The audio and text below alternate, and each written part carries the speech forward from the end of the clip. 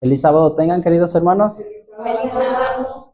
Sean todos nuevamente bienvenidos, tanto los que están en este santo templo de nuestro Dios como a los que nos están viendo a través de la transmisión. Les damos la más cordial de las bienvenidas y que la paz de nuestro Señor Jesucristo sea para con cada uno de ustedes. Vamos a iniciar este servicio, hermanos, como lo hacemos siempre. Vamos a ponernos en las manos de Dios y vamos a inclinar el rostro para orar. Bendito y alabado seas, Padre eterno, en esta hora que estamos para estudiar tu palabra, Señor, que es una guía segura, que es una luz en este mundo de oscuridad. Gracias te damos, Señor, porque aún en tu grande amor nos permites con toda libertad estar reunidos y aprender de ti.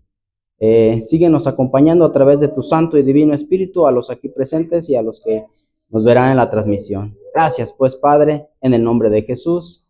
Amén. Bien, queridos hermanos, en esta ya casi tarde vamos a tener un pequeño tema acerca de la santificación. ¿Sabemos qué es la santificación, hermanos? ¿Alguien tiene la idea? Por ahí ya en algunos temas hemos estado viendo qué es la santificación.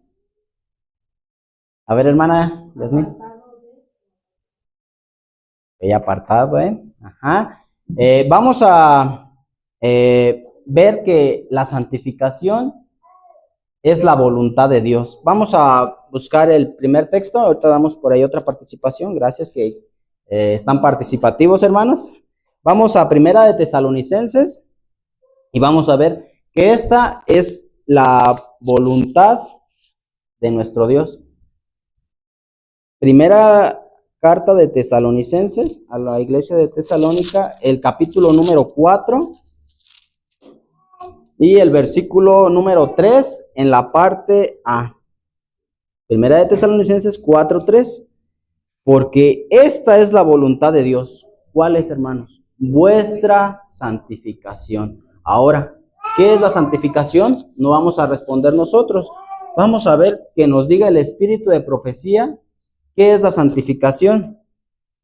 Y lo encontramos en el conflicto de los siglos, en la página 257 del libro físico, donde está el título La verdadera conversión es esencial, en el párrafo número 3. Vamos a leer unas líneas para entender qué es la santificación y acerca de esto vamos a desarrollar este tema. Dice: la doctrina de la santificación verdadera es bíblica. Y saltamos hasta el último, hasta el tercer renglón, de abajo hacia arriba, donde dice: los discípulos de Cristo han de volverse semejantes a Él. ¿Qué han de hacer los discípulos de Cristo? Volverse semejantes a Cristo. Ahora notemos. Es decir, adquirir por la gracia de Dios un carácter conforme a los principios de su santa ley. Esto es lo que la Biblia llama santificación. Los discípulos de Cristo han de volverse semejantes a Él. Ahora, hermanos, en esta parte de la santificación tiene que ver con el carácter, ¿verdad? Ser semejantes en carácter a nuestro ejemplo, que es Cristo Jesús. Y vamos a ver en esta tarde aspecto referente al carácter. Y vamos a hablar acerca de una palabra que no es muy conocida. A ver, vamos a ver si aquí alguien ha escuchado hablar de esta palabra. La palabra es desprejuiciado. Desprejuiciado. ¿Alguien la había escuchado? Bueno, personalmente un servidor pues no la había escuchado hasta hace poco. Realmente se usa muy poco esta palabra, desprejuiciado. ¿Alguien la había escuchado? ¿O alguien sabe el significado? Bueno, pues les pasó igual que a un servidor. Bueno, hermanos, es interesante que esta palabra es el antónimo, es lo contrario a la palabra prejuicio. Y cuando hablamos de prejuicio, pues ya tenemos la idea, la noción de qué es el prejuicio. Y pues bueno, hay muchas definiciones acerca de esta palabra, pero la palabra prejuicio, esta definición me llamó la atención. Opinión previa, por lo general desfavorable, acerca de algo que se conoce mal. Prejuicio. ¿Es una qué? Opinión previa, por lo general desfavorable, acerca de algo que se conoce mal. Por ejemplo, por citar algunos ejemplos, en el caso de los alimentos, ¿verdad? Cuando hay algún alimento nuevo que sabemos que es saludable, pero en el aspecto que lo vemos, decimos, no va a estar bueno por el aspecto. Esa es una clase de prejuicio. Otra clase, bueno, pues es cuando salimos a la obra, ¿verdad? Que vemos a una persona así, pues ruda, que se ve hasta agresiva y que uno se quiere acercar a darle el mensaje de Dios o una literatura. Bueno, uno dice, híjole, yo siento que esa persona no va a querer, ¿verdad? Esos son los tipos de prejuicio, pero ahora esta palabra desprejuiciado es lo contrario. Y acerca de esta parte vamos a tratar, hermanos, en esta parte que tiene que ver con la edificación del carácter, ¿verdad? Con la santificación. En el caso de esta palabra desprejuiciado, unos sinónimos de ellas pudieran ser indiferente, tolerante, desinteresado, permisivo, ¿verdad?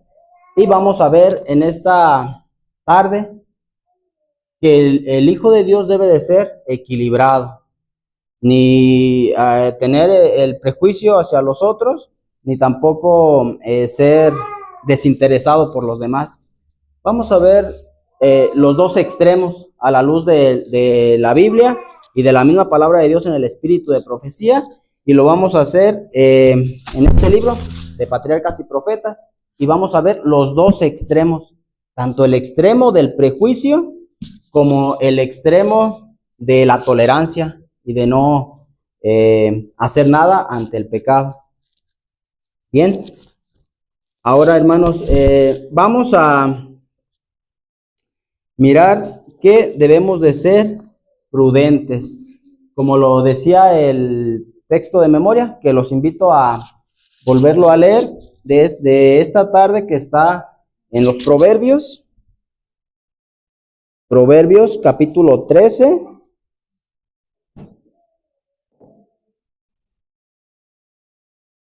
Gracias. Proverbios capítulo 13.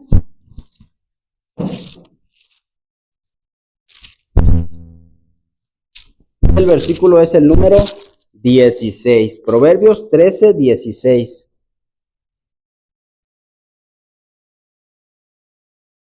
Todo hombre prudente se conduce con sabiduría. Hasta ahí vamos a dejar. Todo hombre prudente se conduce con sabiduría. Ahora, ¿qué es la sabiduría? ¿Qué es la sabiduría? Bueno, cuando regresamos un poquito ahí a los proverbios, encontramos que el principio de la sabiduría, ¿cuál es? El temor a Jehová, Proverbios 1:7. Y cuando vamos a Job 28:28, ¿qué es la sabiduría?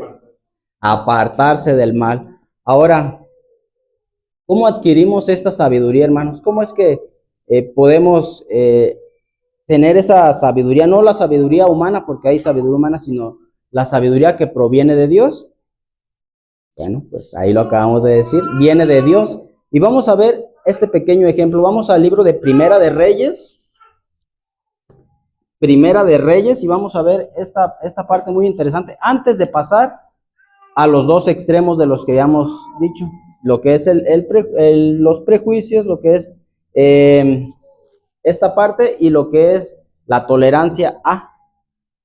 Vamos a Primera de Reyes, capítulo número 3, para ver cómo adquirir esa sabiduría, según lo que dice Proverbios. Y vamos a ver Primera de Reyes, capítulo número 3. Primera de Reyes, capítulo número 3 y el versículo número 5. Primera de Reyes 3, 5. Esta historia de cuando a Salomón le habla Jehová. Y apareció Jehová a Salomón en Gabaón una noche en sueños. Y le dijo Dios, ¿qué le dijo, hermanos? Pide lo que quieras que yo te dé. Y Salomón dijo, tú hiciste gran misericordia con tu siervo David, mi padre, según que él anduvo delante de ti en verdad, en justicia y con rectitud de corazón para contigo. Y tú le has conservado esta tu grande misericordia, que le diste, hijo, que se sentase en su trono, como sucede en este día. Ahora pues, Jehová Dios mío, tú has puesto a mí tu siervo por rey en lugar de David, mi padre. Y yo no soy sino un joven y no sé cómo entrar ni salir. Y tu siervo está en medio de tu pueblo, al cual tú escogiste, un pueblo grande que no se puede contar ni numerar por su multitud. Y ahora notemos el pedido. Versículo número 9. Da. ¿Quién le está pidiendo? Salomón a Jehová. Da pues a tu siervo corazón entendido para juzgar a tu pueblo, para discernir entre lo bueno y lo malo. Porque ¿quién podrá gobernar tu pueblo tan grande? El pedido de Salomón fue por un corazón sabio, ¿verdad? Por sabiduría. Y cuando vemos el versículo número 4, lo comprobamos. Ahí adelantito, 4:29, vean. De Primera de Reyes, 4:29. Y Dios dio a Salomón, ¿qué cosa, hermanos? Sabiduría y prudencia muy grande. ¿Recuerdan lo que él mismo escribió en los Proverbios? El hombre prudente anda con sabiduría, ¿verdad? Y Dios dio a Salomón sabiduría y prudencia muy grande y anchura de corazón como la arena que está a la orilla del mar. Qué bonito, ¿no creen, hermanos? Esta petición, cuando él pudo haber pedido cosas terrenales que vinieron por añadidura, porque dice que esto agradó a Dios, ¿verdad? Cuando seguimos leyendo la historia. Ahora, ¿cómo podemos personalmente nosotros hacer lo mismo que Salomón? Vamos a Santiago, capítulo número 1. Santiago, capítulo 1 y versículo 5. Santiago 1:5. El objetivo, hermanos, es transformar nuestro carácter, es pulir aquellas cosas que hemos o estamos haciendo mal, ¿verdad? Y vamos a ver, si alguno de vosotros tiene falta de sabiduría, ¿qué cosa? Pídala a Dios, el cual da a todos abundantemente y sin reproche, y le será dada. Muy bien, hermanos, con esto como base, vamos a ver ahora nuestro ejemplo, Cristo Jesús. Y vamos a ver cómo Cristo no tenía prejuicios ni era indiferente, pero a la par o a la vez, él amonestaba y reprendía. Y vamos a ver algunas de estas características. Vamos a ver la primera característica visible aquí en la palabra de Dios.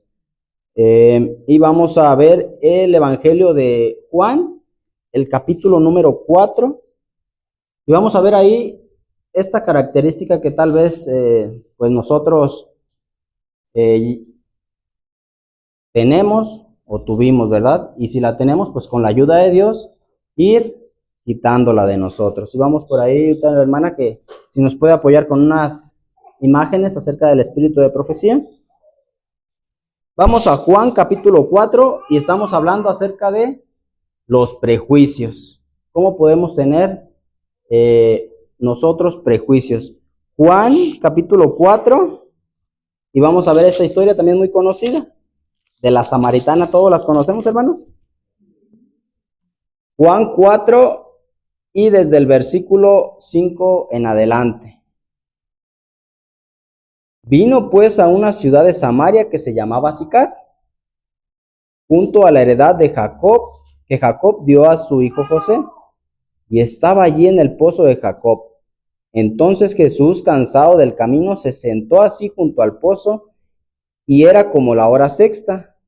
Y vino una mujer de Samaria a sacar agua, y Jesús le dijo: dame de beber. Hasta ahí vamos a dejar la lectura. La situación ahí no era tan sencilla, hermanos. ¿Por qué?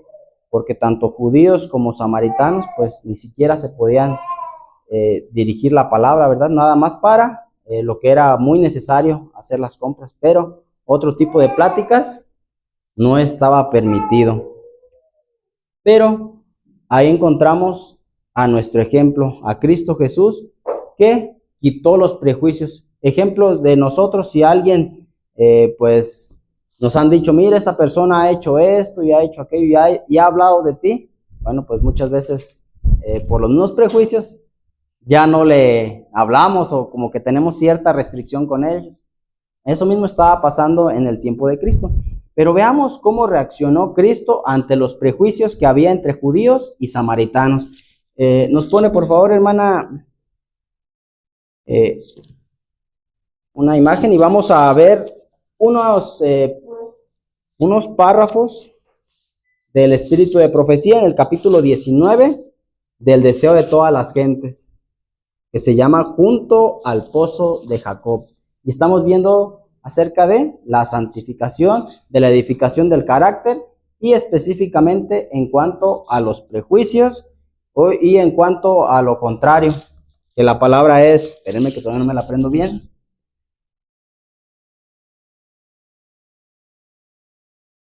desprejuiciado. Desprejuiciado es lo contrario. Vamos a ver a esta parte cómo nuestro Señor no tenía ese prejuicio que había entre judíos y samaritanos, y es el ejemplo aún para nosotros. En el viaje a Galilea, Jesús pasó por Samaria. Era ya mediodía cuando llegó al hermoso valle de Siquem.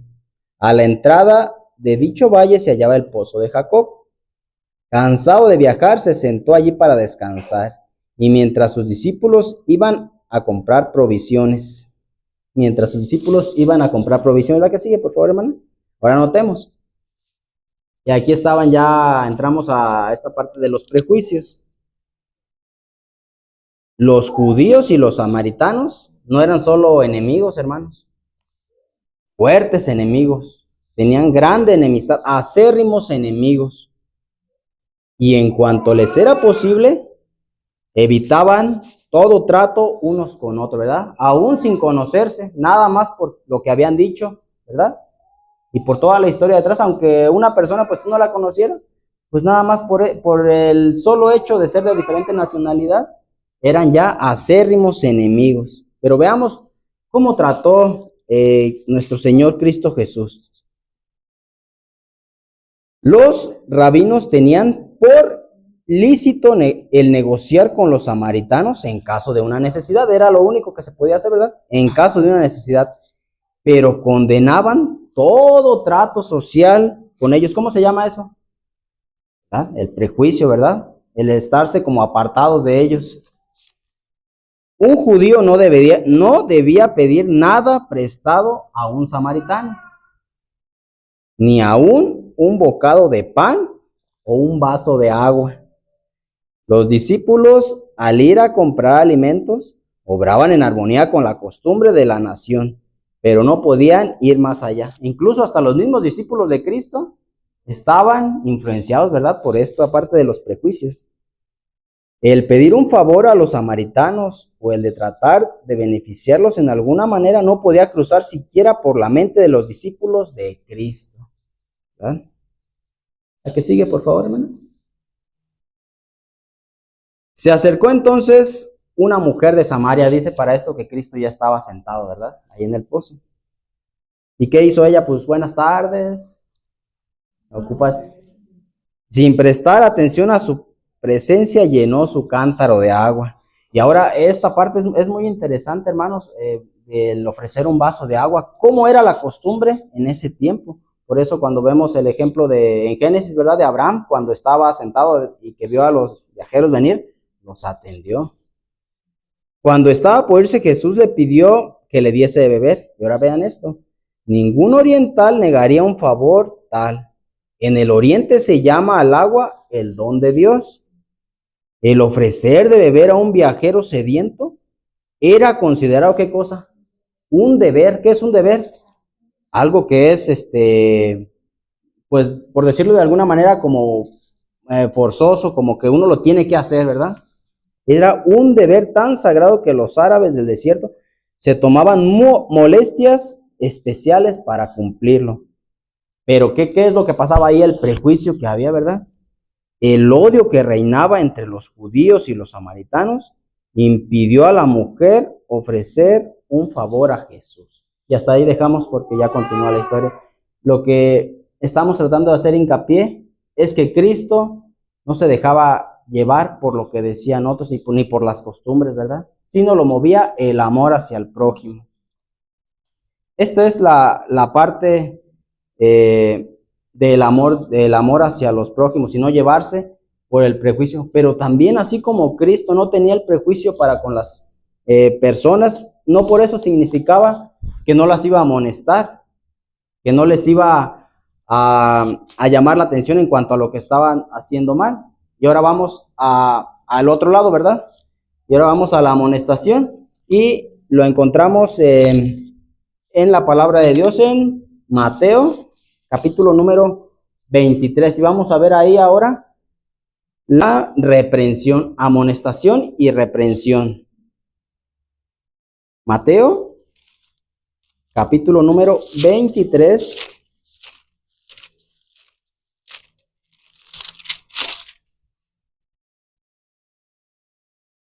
Y vamos a leer las partes A de varios versículos, porque ahí hay varias reprensiones.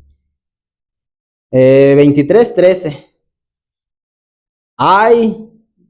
Mas hay de vosotros, escribas y fariseos hipócritas. Y ya empieza la amonestación. Versículo 14 ahora.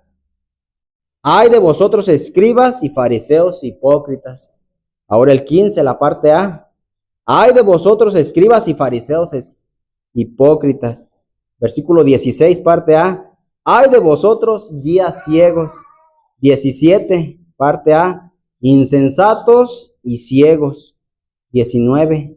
Necios y ciegos. 23. Hay de vosotros, escribas y fariseos hipócritas. Versículo 24. Guías ciegos que coláis el mosquito y tragáis el camello. 25. Hay de vosotros, escribas y fariseos hipócritas. 26. Fariseo ciego. 27. Hay de vosotros, escribas y fariseos hipócritas. 29. Hay de vosotros, escribas y fariseos hipócritas. Y finalmente, 33. Serpientes, generación de víboras. ¿Notaron cuántas reprensiones, cuántas amor? Y bueno, ahí ya ustedes pueden leer el contexto de todo lo que está hablando. Pero por lo menos hay 13 veces, por si las contamos, por lo menos 13 veces de amonestación y reprensión.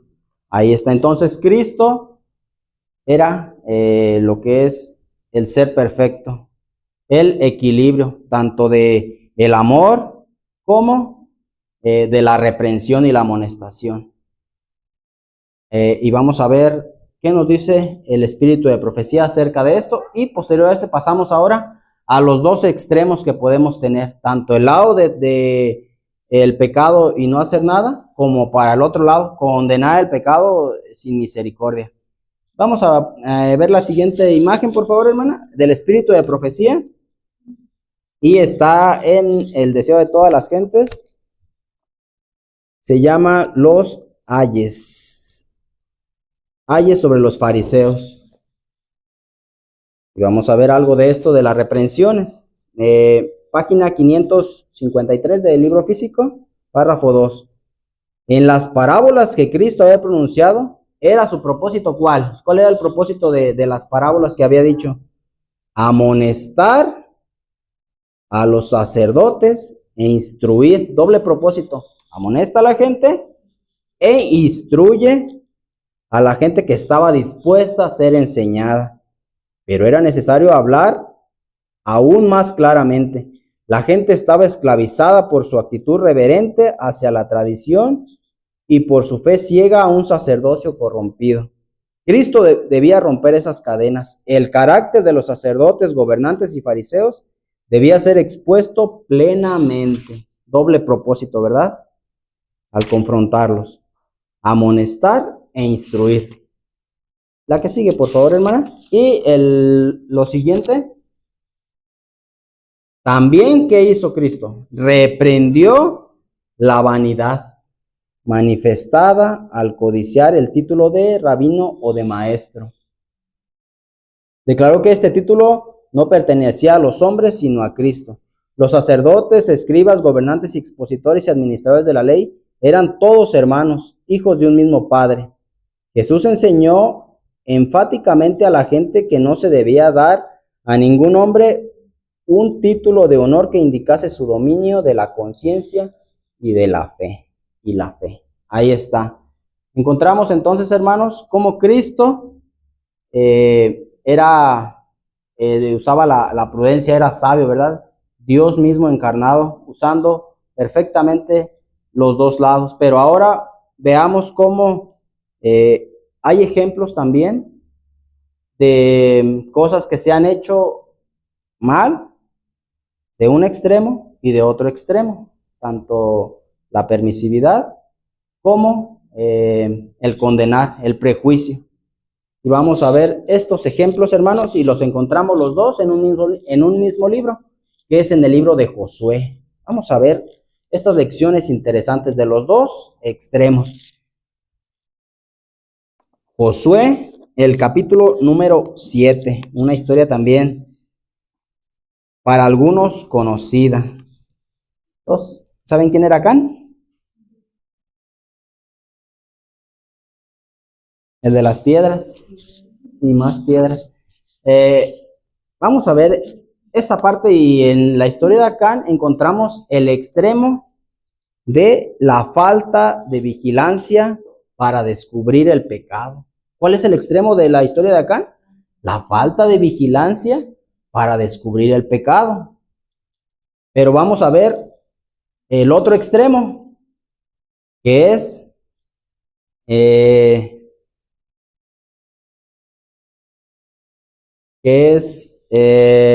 condenar sin investigar. Condenar sin investigar es el otro extremo. Josué capítulo número 7. Bueno, vamos a resumir la historia, vamos a leer el versículo 1. Pero los hijos de Israel cometieron prevaricación en el anatema, es decir, pecado, en el anatema, porque Acán, hijo de Carmi, hijo de Zabdi, hijo de Sera, de la tribu de Judá, tomó del anatema y la ira de Jehová se encendió contra los hijos de Israel. ¿Recuerdan qué fue lo que tomó Acán? Un manto, ¿verdad? Y unas monedas de plata, ¿verdad?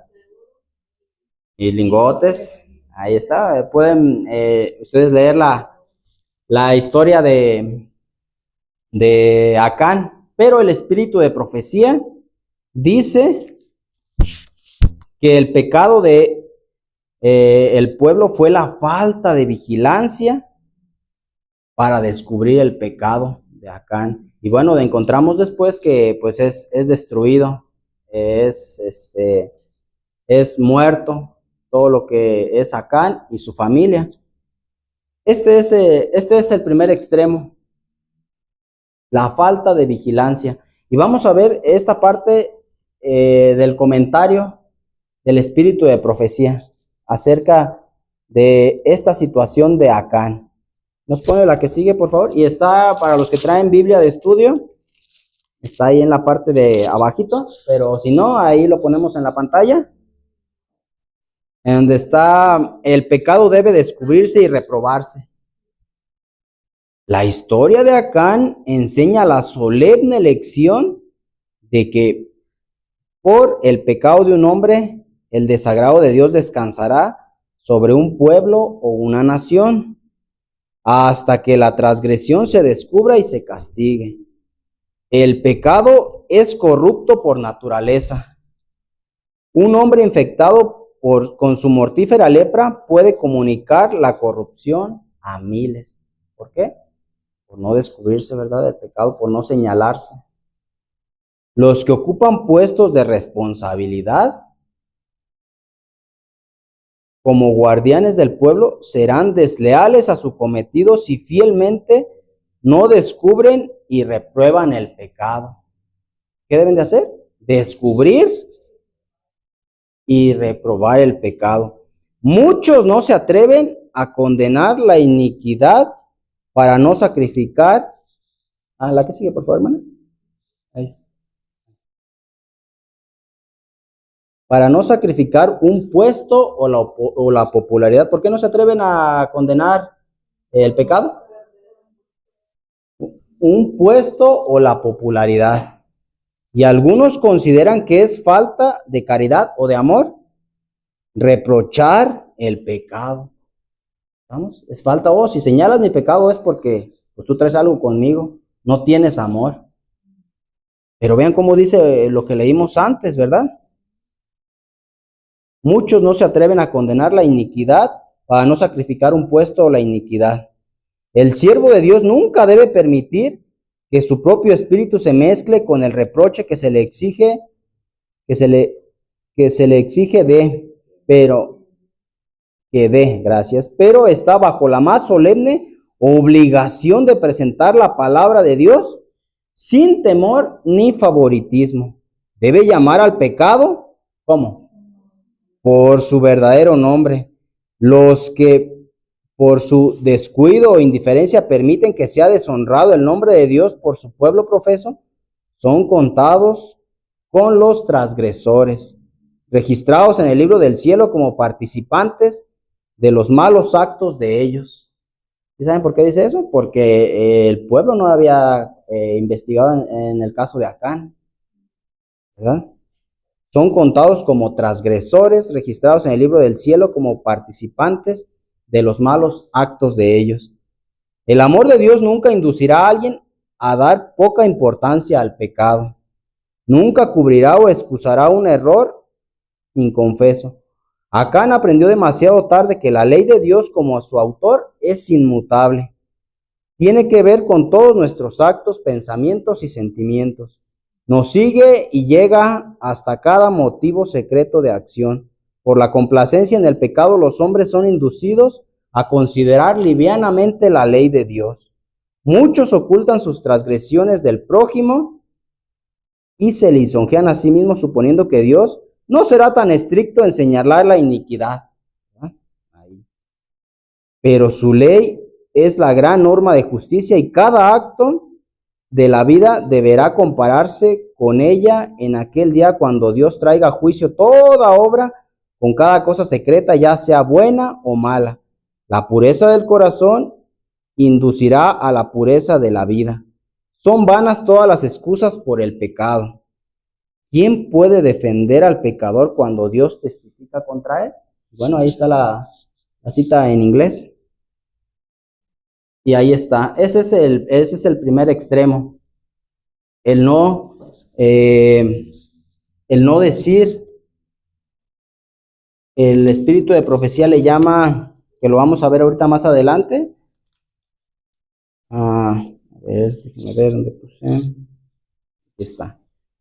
La falta de vigilancia para descubrir el pecado. Falta de vigilancia para descubrir el pecado. Ese es un extremo. El no vigilar. Ahora vamos al otro extremo. Ahí mismo en el libro de Josué, ahora el capítulo número 22. Y vamos a ver ahora las consecuencias de actuar precipitadamente o teniendo los prejuicios. Y este es el otro extremo. Josué capítulo 22. Y vamos a leer desde el versículo 10 en adelante. Para el contexto de esta historia es que ya se había entregado la tierra prometida a las tribus, pero 2,5 tribus se quedaron del otro lado del río Jordán. ¿Recuerdan? Tribus se quedaron, el pueblo de Dios, las 9,5 tribus en la tierra de Canaán, pero 2 tribus y media se quedaron de este lado. Y vamos a ver esta historia que nos muestra el extremo de tener prejuicios. Y llegando a los términos del Jordán, que está en la tierra de Canaán, los hijos de Rubén y los hijos de Gad y la media tribu de Manasés, ahí están las 2 tribus y media, edificaron allí un altar junto al Jordán, un altar grande, de grande apariencia. ¿Qué es lo que está pasando ahí? Bueno, cuando regresan ellos de sus hermanos, están las 12 tribus de aquel lado, pero ahora ellos reciben la heredad de este lado del Jordán. ¿Y qué es lo primero que hacen? Edifican un altar. Ahora notemos qué es lo que pasó con ese altar. Y los hijos de Israel, ¿qué hicieron? Oyeron decir cómo los hijos de Rubén y los hijos de Gad y la media tribu de Manasés habían edificado un altar delante de la tierra de Canaán en los términos del Jordán, al paso de los hijos de Israel. ¿Qué pasó, hermanos? Oyeron, levantaron las 2 tribus y media, hicieron un altar. Y los que se habían quedado en la tierra de Canaán, en la tierra prometida, escucharon que se había hecho un altar. ¿Y qué hicieron? ¿Fueron a investigar o qué pensaron? Vamos a ver. Versículo 12. Y cuando los hijos de Israel, es decir, las 9 tribus y medias de aquel lado en Canaán, oyeron esto, se juntó toda la congregación de los hijos de Israel en Silo para ir a platicar con ellos. Vean, hermanos, cómo el otro extremo, primero el no decir y ahora el ni siquiera preguntar y vamos a pelear. Versículo 13. Y enviaron los hijos de Israel a los hijos de Rubén y a los hijos de Gad y a la media tribu de Manasés en la tierra de Galat a Fines, hijo de Eleazar, sacerdote. ¿Recuerdan quién era Fines? Cuando tuvo celo, ¿verdad? Que agarró una lanza y traspasó cuando fue el pecado ya en Baal, Peor creo que se llamaba. Ajá, los madianitas, cuando estaba el pueblo pecando en el campamento, ¿verdad? Que llegaron los madianitas. Bueno, ya era sacerdote. Eleazar, a él lo mandaron las 9 tribus que estaban del otro lado del Jordán, es decir, en la tierra de Canaán. Y a 10 príncipes con él, un príncipe de cada casa paterna de todas las tribus de Israel, cada uno de los cuales era cabeza de familia de sus padres en la multitud de Israel. Los cuales vinieron a los hijos de Rubén y a los hijos de Gad y a la media tribu de Manasés en la tierra de Galat y les hablaron diciendo, ¿qué les dijeron? Toda la congregación dice así: ¿qué transgresión es esta con la que prevaricáis contra el Dios de Israel, volviéndoos hoy de seguir a Jehová, edificando altar para ser hoy rebeldes contra Jehová? ¿Qué estaban diciendo? Que ya estaban haciendo altares para otros dioses. ¿Cómo es que se han vuelto ustedes? Si estábamos sirviendo a Jehová, ¿cómo es que ustedes se han ido tras otros dioses a levantar altares? Versículo 17.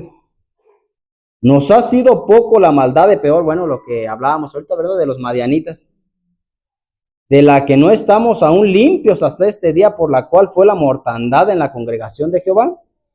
Y vosotros os volvéis hoy de seguir a Jehová.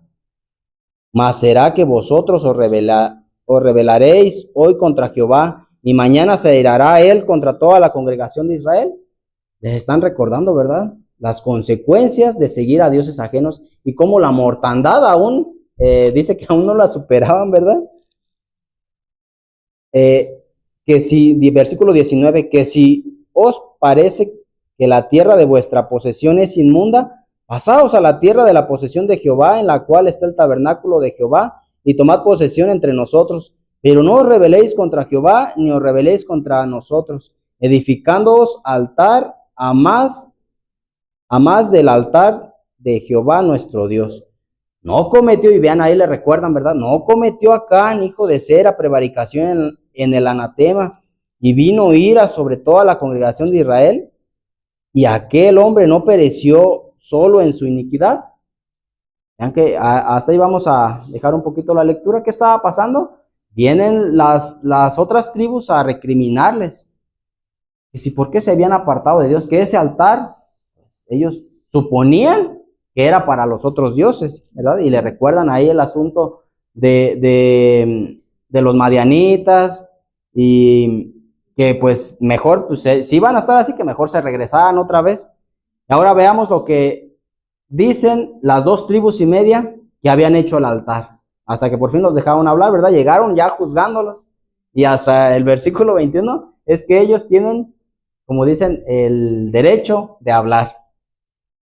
Entonces los hijos de Rubén y los hijos de Gad y la media tribu de Manasés respondieron y dijeron a los principales de la multitud de Israel: el Dios de los dioses Jehová, el Dios de los dioses Jehová, él sabe y lo sabrá Israel, que si fue por rebelión o por prevaricación contra Jehová, no nos salves hoy, que si nos hemos edificado altar para tornarnos en pos de Jehová, o para sacrificar holocausto o presente, o para hacer sobre él sacrificios de paz, el mismo Jehová nos lo demande. Asimismo, si no lo hicimos por temor de esto, diciendo: mañana vuestros hijos dirán a nuestros hijos: ¿qué tenéis que ver nosotros con Jehová, el Dios de Israel? Jehová ha puesto por término el Jordán entre nosotros y vosotros. Oh hijos de Rubén e hijos de Gad, ¿no tenéis vosotros parte en Jehová? Y así nuestros hijos harán que nuestros hijos no teman a Jehová. Por esto dijimos: hagamos ahora por edificarnos un altar, no para holocausto ni para sacrificio, sino para que sea un testimonio entre nosotros y vosotros, y entre los que vendrán después de nosotros, de que podemos hacer servicio a Jehová delante de él con nuestros holocaustos, con nuestros sacrificios y con nuestras ofrendas de paz, y no digan mañana vuestros hijos a los nuestros: vosotros no tenéis parte en Jehová. Nosotros pues dijimos: si aconteciere que tal digan a nosotros o a nuestras generaciones en lo porvenir, entonces responderemos: mirad el simil del altar de Jehová, el cual hicieron nuestros padres, no para holocaustos o sacrificios, sino para que fuese testimonio entre nosotros y vosotros. Nunca tal acontezca que nos rebelemos contra Jehová, o que nos apartemos hoy de seguir a Jehová, edificando altar para holocaustos, para presente o para sacrificio, a más del altar de Jehová nuestro Dios, que está delante de su tabernáculo. Hasta ahí paramos la lectura. ¿Notaron qué es lo que estaba pasando? Bueno, ellos edificaron un altar para Jehová mismo, ¿verdad? Para que fuera como recordatorio de que tenían parte con las mismas tribus que estaban del otro lado del río. Dice que no era para sacrificar ahí y no sustituir el tabernáculo que estaba en Silo, que estaba del otro lado, ¿verdad? Sino para que sirviera como recordatorio de que también ellos tenían parte con las otras tribus. ¿Y qué pasó? Versículo 30. Y cuando Fines el sacerdote y los príncipes de la congregación y los cabezas de la multitud de Israel que con él estaban oyeron las palabras que hablaron los hijos de Rubén y los hijos de Gad y los hijos de Manasés, ¿qué pasó? Les pareció bien, ¿verdad? Dijeron: ya entendimos que no era para irse en pos de otros dioses, sino que es recordatorio para Jehová, ¿verdad? Que ellos también son fieles a nuestro Dios. Versículo 31. Y dijo Fines, hijo del sacerdote Eleazar, a los hijos de Rubén y a los hijos de Gad y a los hijos de Manasés: hoy hemos entendido que Jehová está entre nosotros, pues que no habéis intentado esta traición contra Jehová. Ahora habéis librado a los hijos de Israel de la mano de Jehová. Y Fines, hijo del sacerdote Eleazar, y los príncipes se volvieron con los hijos de Rubén y con los hijos de Gad y de la tierra de Galaad a la tierra de Canaán, a los hijos de Israel, a los cuales dieron respuesta. Y el asunto agradó a los hijos de Israel, y bendijeron a Dios los hijos de Israel, y no hablaron más de subir contra ellos en guerra para destruir la tierra que habitaban los hijos de Rubén y los hijos de Gad. Y hasta ahí dejamos la lectura. El prejuicio, hermanos, el otro extremo. En el caso de Acán, en este mismo libro de Josué, encontramos que el no hacer nada, ¿verdad? Y ahora acá, el otro extremo, el actuar precipitadamente. Y vamos a ver cómo lo amplía esto el espíritu de profecía. Nos pone la que sigue, por favor, y lo vamos a ver en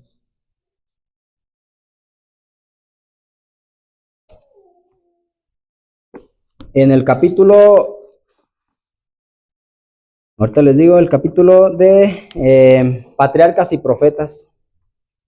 Es el capítulo número 48 de Patriarcas y Profetas. Vamos a ver cómo Dios amplía más esta parte de los extremos, tanto la falta de vigilancia para descubrir el pecado, como hacer prejuicio rápido y pues querer destruir, ¿verdad? Esto ocurrió después de que se entregaron las posesiones de la tierra prometida. Página 555 del libro físico. Iban a morar ahora a cierta distancia del santuario del Señor, y Josué presenció su partida con corazón acongojado, pues sabía cuán fuertemente tentados se verían en su vida aislada y nómada, las 2,5 tribus que iban a vivir del otro lado del Jordán, y adoptar las costumbres de las tribus paganas que moraban en sus fronteras. ¿A qué sigue, hermano? Mientras el ánimo de Josué y de los otros jefes estaba aún deprimido por los presentimientos angustiosos de que se iban a separar, les llegaron noticias extrañas. ¿Cuál era la noticia? Del altar, ¿verdad? Que se había edificado al lado del Jordán, cerca del sitio donde Israel cruzó milagrosamente el río. Las 2,5 tribus habían erigido un gran altar, parecido al altar de los holocaustos que se había erigido en Silo. La ley de Dios lo prohibía, so pena de muerte. El establecimiento de otro culto que el del santuario, si tal era el objeto de ese altar se le permitía subsistir, apartaría al pueblo de la verdadera fe, ¿verdad? Era lo que estaban ellos pensando. So pena de muerte si levantan un altar, y se iban a apartar las tribus. Pero, ¿qué más sigue diciendo, hermana? La que sigue. Ahora veamos cómo actuaron, y esta es la otra parte. El prejuicio, ¿verdad? Sin investigar. Vean lo que hicieron, ¿verdad? Lo que ya leímos. Los representantes del pueblo se reunieron, ¿verdad? En Silo. Y en el acaloramiento de su excitación e indignación, ¿qué hicieron? Propusieron declarar la guerra enseguida a los transgresores, a esos que habían levantado el altar, ¿verdad? Ya en cuanto se separaron, ¿qué dijeron? Pues ya se fueron con los Baales, con todos los otros dioses. Propusieron declarar la guerra enseguida a los transgresores. Sin embargo, gracias a la influencia de los más cautos, vean, aunque la mayoría estaban excitados por querer declarar la guerra, había unos cuantos de los más cautos. Se resolvió mandar primeramente una delegación para que obtuviera de las 2,5 tribus una explicación de su comportamiento. Se escogieron 10 príncipes, uno de cada tribu. Encabezaba esta delegación Fineas, que se había distinguido por su celo en el asunto de Peor, ¿verdad? Cuando llegaron los madianitas, él es el que iba encabezando. ¿Qué más sigue diciendo, por favor, hermana? Ahora vean qué pasó. Las 2,5 tribus habían cometido un error al llevar a cabo, sin explicación alguna, un acto susceptible a tan graves sospechas. Los embajadores, dando por sentado que sus hermanos eran culpables, ¿qué daban por sentado ya? No, ya estaba el juicio, ¿verdad? Son culpables. Les dirigieron reproches mordaces. Imaginan, hermanos, que lleguen así a alguien que sin investigar esto y esto y esto y esto. Los acusaron de rebelarse contra Dios y los invitaron a recordar cómo habían caído los castigos sobre Israel por haberse juntado con Baal Peor. En nombre de todo Israel, Fines manifestó a los hijos de Gad y de Rubén que si no querían vivir en aquella tierra sin altar para el sacrificio, se les daba la bienvenida para que participaran de los bienes y los privilegios de sus hermanos al otro lado del río. Pues ya aquí algunos están adorando, ¿verdad? Con los Baales, ¿verdad? Con el altar. Pero pues los que quieran, pues vénganse, ¿verdad? Todavía ni siquiera los dejaban hablar y ya los estaban invitando a que se regresaran. No sabían ni de qué se trataba, porque ya habían tenido estos prejuicios, esta parte de ya juzgar sin dejar que hubiera una explicación de por medio, ¿verdad? ¿Qué más sigue diciendo? ¿En dónde nos quedamos? Ok, en contestación. Para responder, ¿en la que sigue, hermano? ¿En donde dice en contestación? Las dos tribus. Para responder. Ahí está. Ahí está. En contestación, los acusados explicaron que el altar que habían erigido no era para ofrecer sacrificios, sino sencillamente para atestiguar que a pesar de estar separados por el río, tenían la misma fe que sus hermanos de Canaán. Vean, tan sencillo. Es nada más para recordar pues que seguimos unidos, que creemos en el mismo Dios. Pero aquellos ya que querían hacer, hermanos, ya los querían eliminar, ¿verdad?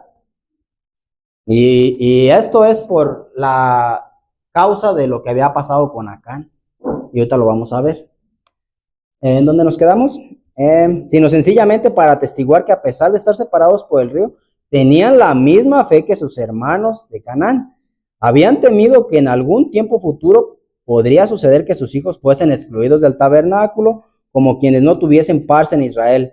Entonces, este altar erigido de conformidad con el modelo del altar de Jehová en Silo, atestiguaría que los fundadores y constructores de él adoraban también al Dios viviente. Era lo mismo, ¿verdad? Habían hecho una copia.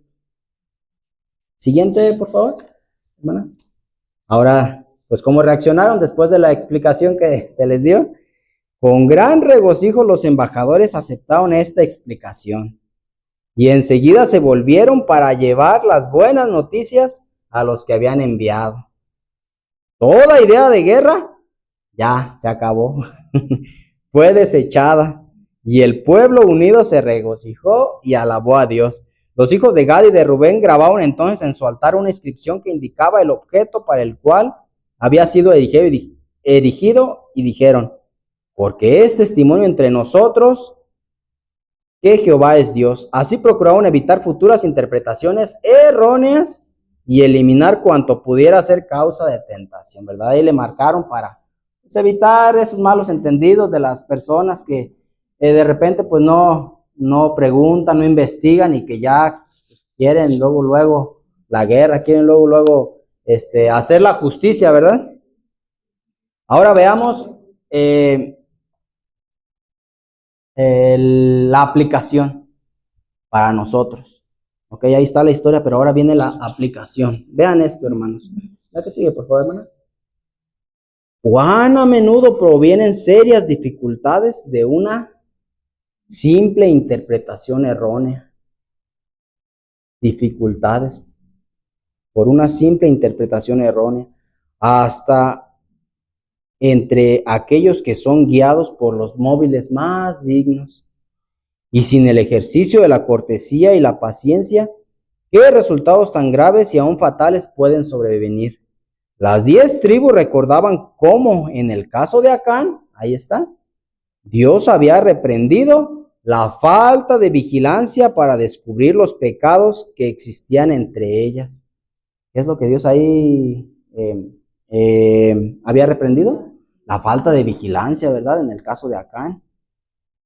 ¿Y ahora qué? Y ahora habían decidido obrar rápida y seriamente los dos extremos. Vean, por el lado de no descubrir y ahora el otro lado, el otro extremo, sin preguntar rápido.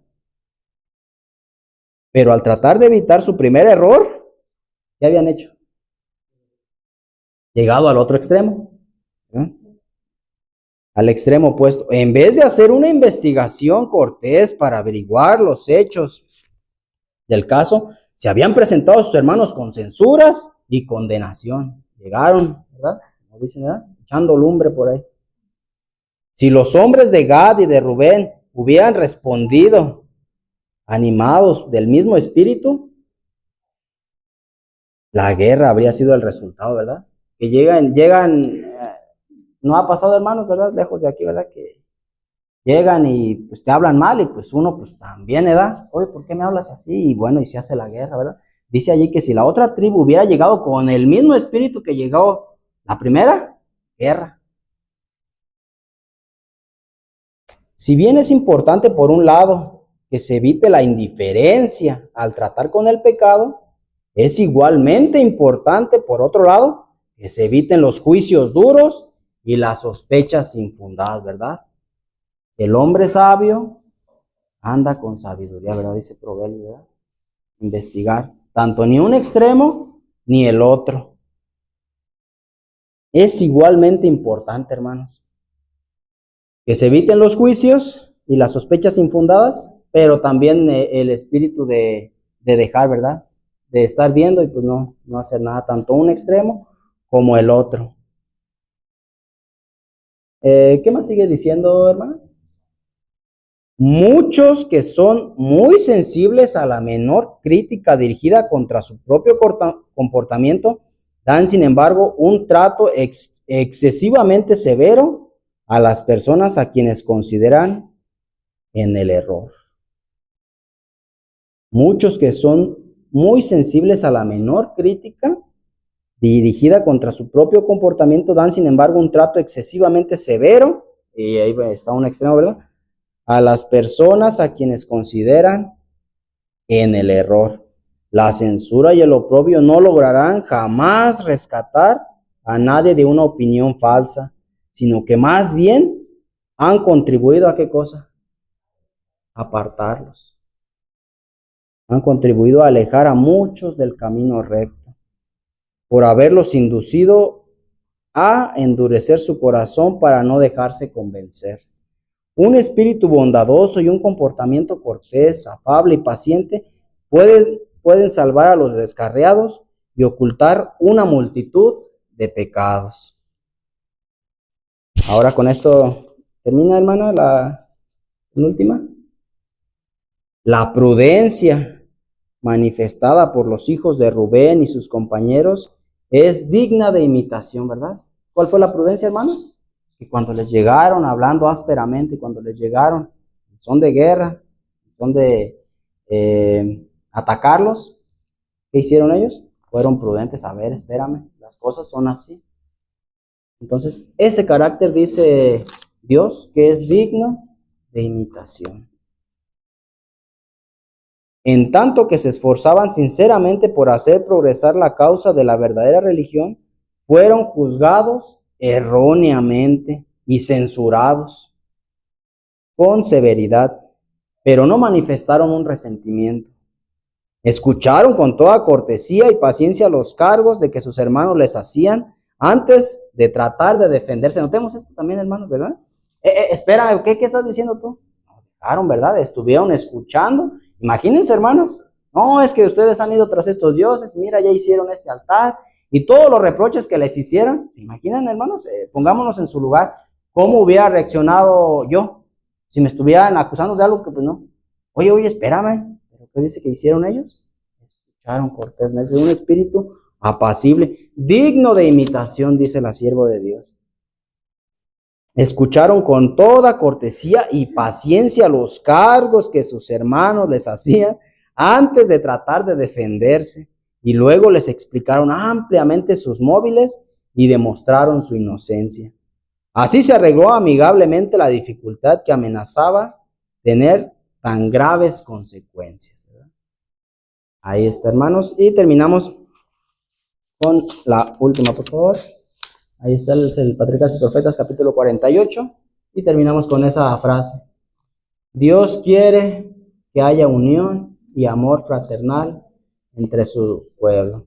Hermanos, ahí está los extremos. Seamos prudentes, investigamos la situación y tomemos nuestro ejemplo, que es Cristo Jesús, tanto de no tener los prejuicios, así como con la samaritana, ¿verdad? Y también la reprensión en el caso de los fariseos. Tengamos el justo equilibrio y trabajemos, hermanos, en la santificación, trabajemos en la obra del carácter, que es lo único que nos llevaremos por la gracia de nuestro Señor Cristo Jesús. Hermanos, esperemos que este estudio haya sido de bendición, que Dios nos bendiga y nos cuide.